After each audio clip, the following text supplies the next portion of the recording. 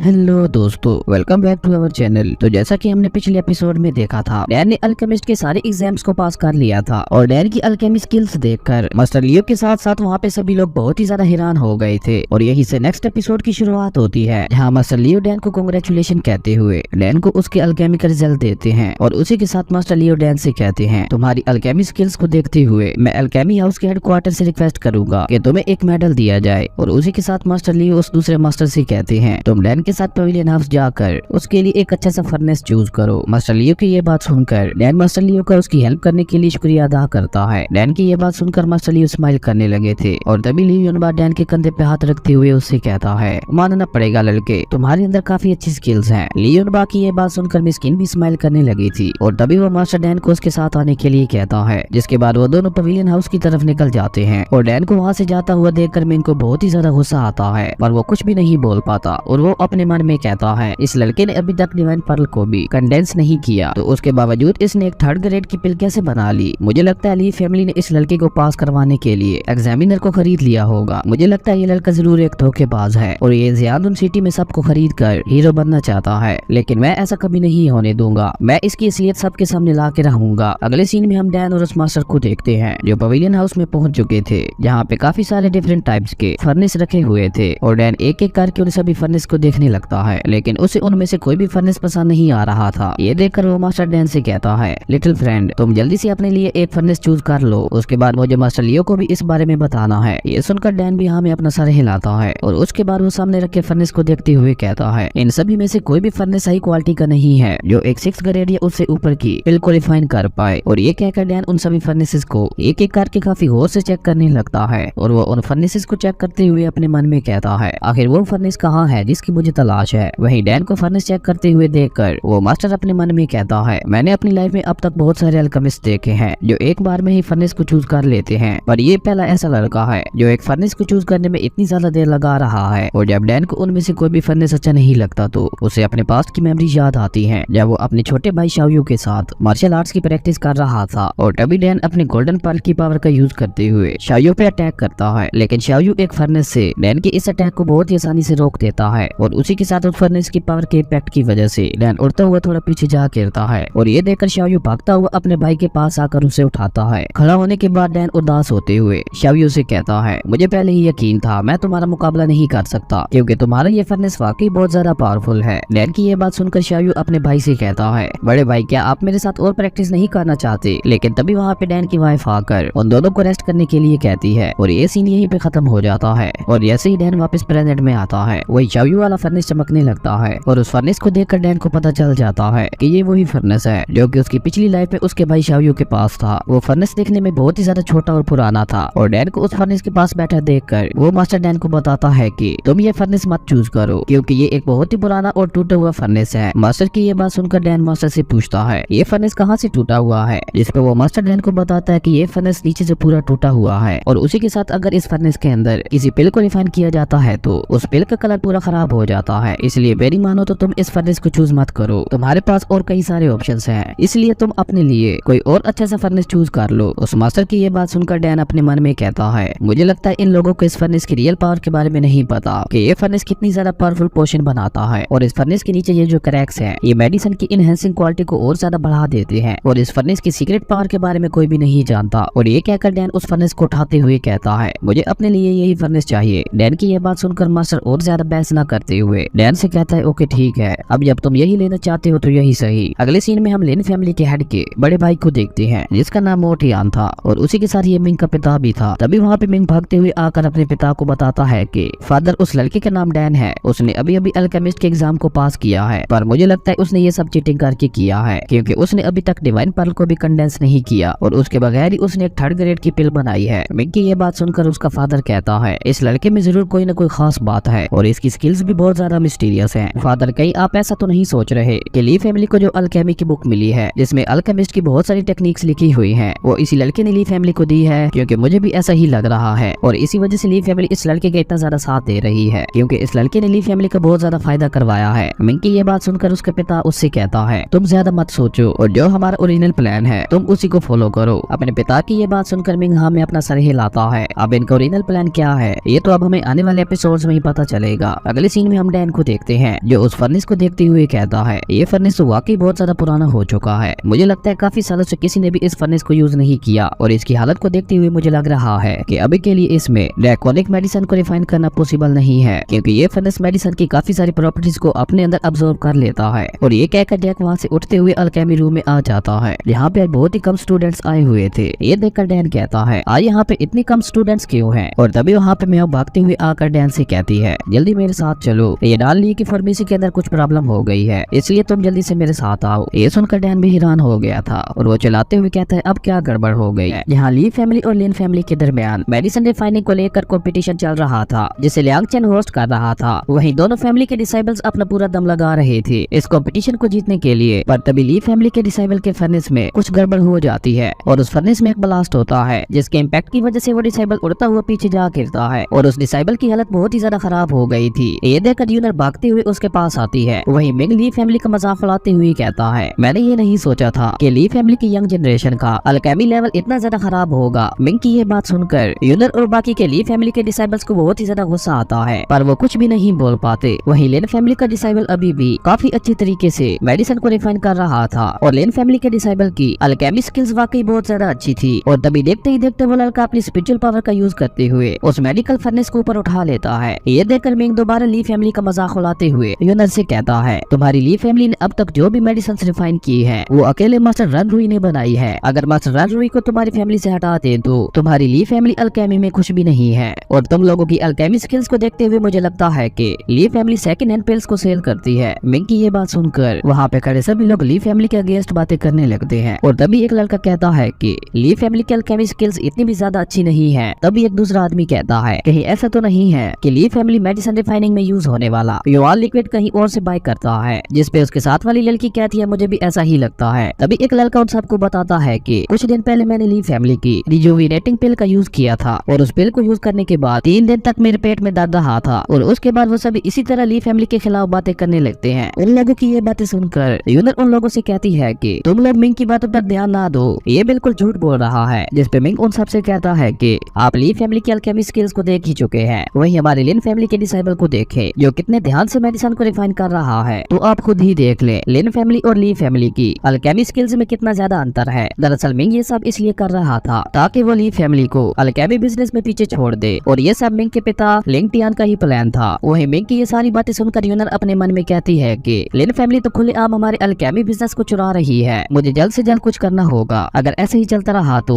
लिन family ली family का Alchemy business चुरा लेगी। और तभी वहाँ पे एक लड़की कहती है इस बार मैं लिन फैमिली की मेडिसिन को जरूर ट्राई करूंगी। जिसमें बाकी लोग भी उस लड़की का साथ देते हुए कहते हैं कि हाँ बिल्कुल अब से हम भी लिन फैमिली की मेडिसिन यूज करेंगे। उन लोगों की ये बातें सुनकर यूनर गुस्से से चिल्लाते हुए मिंग से कहती है तुम और तुम्हारी फैमिली कितनी ज्यादा घटिया है। जिसपे मिंग यूनर से कहता है कि तुम इस सब के लिए मुझे ब्लेम मत करो, भला इस सब में मेरी क्या गलती है। तुम्हारी ली फैमिली के अपने डिसाइबल्स ही मेडिसिन को रिफाइन नहीं कर पा रहे। और तभी वहाँ पे खड़ा एक लड़का कहता है कि ये सब क्या हो रहा है, क्या वाकई ली फैमिली अल्केमी में इतनी ज्यादा बुरी है। और अब जब ली फैमिली हार रही है तो मास्टर रन रुई यहाँ क्यों नहीं आ रहे ली फैमिली को बचाने के लिए। जिसपे एक दूसरा लड़का उसे बताता है कि ये कंपटीशन सिर्फ यंगर जनरेशन के दरमियान है, इसलिए मास्टर रन रुई इस कंपटीशन में इंटरफेयर नहीं कर सकते। जिसपे वो लड़का कहता है अगर ऐसा है तो ली फैमिली की यंग जनरेशन का जीनियस जाओ लिक्जिंग कहाँ है, उसे तो अभी यहाँ होना चाहिए था। जाओ लिक्जिंग का नाम सुनकर यूनर को पिछली रात का सीन याद आता है जब जाओ लिक्जिंग उसे प्रपोज करने के लिए आया था, पर यूनर ने उसके प्रपोजल को ठुकरा दिया था। ये देखकर जाओ लिक्जिंग यूनर से पूछता है कि आखिर तुम मेरे मैरिज प्रपोजल को एक्सेप्ट क्यों नहीं कर रही, क्या तुम ऐसा डैन की वजह से कर रही हो, क्या तुम उसे पसंद करती हो, आखिर उसमें ऐसा क्या है जो मुझ में नहीं है। जाओ लिक्जिंग की ये बात सुनकर यूनर गुस्से से कहती है ये तुम क्या बकवास कर रहे हो, जैसा तुम सोच रहे हो ऐसी कोई भी बात नहीं है, डैन सिर्फ मेरा मास्टर है उसके अलावा और कुछ भी नहीं। यूनर की ये बात सुनकर जाओ लिक्जिंग गुस्से से वहाँ से चला गया था। उसके बाद हम प्रेजेंट का सीन देखते हैं जहाँ यूनर सोचते हुए अपने मन में कहती है कि शायद जाओ लिक्जिंग इसी वजह से यहाँ नहीं आया क्योंकि मैंने उसका मैरिज प्रपोजल ठुकरा दिया था। तभी ली फैमिली का एक और डिसेबल यूनर से कहता है मिस अगर आप इजाजत दें तो मैं भी इस कंपटीशन में हिस्सा लेना चाहता हूँ। और यूनर भी इसके लिए उसे इजाजत दे देती है। जिसके बाद वो लड़का अपनी स्पिरिचुअल पावर का यूज करते हुए मेडिसिन को रिफाइन करने लगता है। उस लड़के की स्किल्स को देखकर ली फैमिली बहुत ही ज्यादा खुश हो गई थी क्योंकि उस लड़के का एक्सट्रैक्ट किया हुआ मेडिसिन लिक्विड लिन फैमिली के डिसेबल के एक्सट्रैक्ट किए हुए लिक्विड से कहीं ज्यादा प्योर था। और यूनर लिन फैमिली के डिसेबल्स की अल्केमी स्किल्स देखते हुए कहती है कि इस लड़के की तो अल्केमी स्किल्स वाकई बहुत ज्यादा अच्छी हैं। इस पे एक दूसरा डिसेबल यूनर को बताता है कि इस लड़के का नाम मूयुन है जो कि लिन फैमिली के यंगर जनरेशन का अल्केमी जीनियस है और मैंने मैंने सुना है इसने अभी अभी अपनी मेंटल पावर को भी एक्टिवेट कर लिया है और अब ये पिल्स बनाने के लिए स्पिरिचुअल पावर का यूज कर सकता है। ये सुन के यूनर अपने मन में कहती है कि इस लड़के ने तो डिवाइन पावर को कंडेंस करने के बाद ही स्पिरिचुअल पावर को हासिल किया है, पर कुछ जीनियस तो ऐसे भी हैं जिन्होंने अभी तक डिवाइन पावर को कंडेंस भी नहीं किया, फिर भी वो पिल्स बनाने के लिए स्पिरिचुअल पावर का यूज कर सकते हैं। और यूनर ये सब डैन के बारे में सोचते हुए कह रही थी। वही ली फैमिली का डिसाइबल बहुत ही अच्छे से मेडिसिन को रिफाइन कर रहा था। ये देखकर मिंग अपनी फैमिली के डिसाइबल को एक इशारा करता है, जिसके बाद वो लड़का अपनी स्पिरिचुअल पावर ली फैमिली के डिसाइबल के फर्नेस में डाल देता है और ऐसा होते ही उसका फर्नेस आउट ऑफ कंट्रोल होने लगता है। ये देखकर वहाँ पे खड़ा लियांग चेन अपने मन में कहता है कि मुझे लगता है अब कुछ इंटरेस्टिंग होने वाला है। इन दोनों फैमिलीज के बीच की लड़ाई देखना वाकई बहुत ज्यादा इंटरेस्टिंग है। और तभी वो फर्नेस आउट ऑफ कंट्रोल होकर उस डिसाइबल के ऊपर ही गिर जाता है। वहीं दूसरी तरफ लिन फैमिली के डिसाइबल मूयोन ने पिल को रिफाइन कर लिया था। वहीं ली फैमिली के डिसाइबल को अभी भी यकीन नहीं हो रहा था कि उसके साथ ऐसा कैसे हो गया और वो चलाते हुए कहता है कि इससे पहले मैंने हजारों बार ये लिक्विड बनाया है, पर आज अचानक ऐसा क्या हो गया जो ये फर्नेस आउट ऑफ कंट्रोल हो गया। और ये सब देखकर यूनर बहुत ही ज्यादा सैड हो गई थी। उसे अब अपनी फैमिली की हार दिखने लगी थी। और तभी मैं यूनर से कहता है, तुम्हारी ली फैमिली में से तो कोई भी यंग जनरेशन से अल्केमिस्ट का सक्सेसर नहीं है, और अब जब तुम लोग हार गए हो तो क्यों न तो मेरी नौकर बनकर मुझसे शादी कर लो, मैं तुम्हें हमेशा खुश रखूंगा। पर अगर तुमने ऐसा नहीं किया और बस रन रुई भी मर गए तो फिर तुम्हारी ली फैमिली का क्या होगा। पर अगर तुम मेरी बात मान लेती हो तो मैं मूयोन को तुम्हारी ली फैमिली के अल्केमी बिजनेस को संभालने के लिए बोल दूंगा। ये सुनकर यूनर को बहुत ही ज्यादा गुस्सा आता है और वो चिल्लाते हुए मिंग से कहती है, तुम अपनी बकवास बंद करो, मैं ऐसा कभी नहीं करूंगी। जिसपे मिंग उससे कहता है कि अगर तुमने ऐसा नहीं किया तो तुम्हारी ली फैमिली का क्या बनेगा। और तभी उन्हें डैन की आवाज सुनाई देती है जो चिल्लाते हुए उन लोगों से कह रहा था कि तुम लोगों ने सोच भी कैसे लिया कि ली फैमिली में अब कोई भी अल्केमी मास्टर नहीं बचा। और इसी के साथ डैन घोड़े पे सवार होकर म्याओ के साथ वहां पहुंच चुका था ली फैमिली को बचाने के लिए। और इसी के साथ हमारा ये एपिसोड यहीं पे खत्म हो जाता है। अगर आपको ये वीडियो अच्छी लगी तो लाइक कर दें और अगर चैनल पे नए आए हो तो सब्सक्राइब करते जाना। तो मिलते हैं एक न्यू वीडियो में, तब तक के लिए बाय।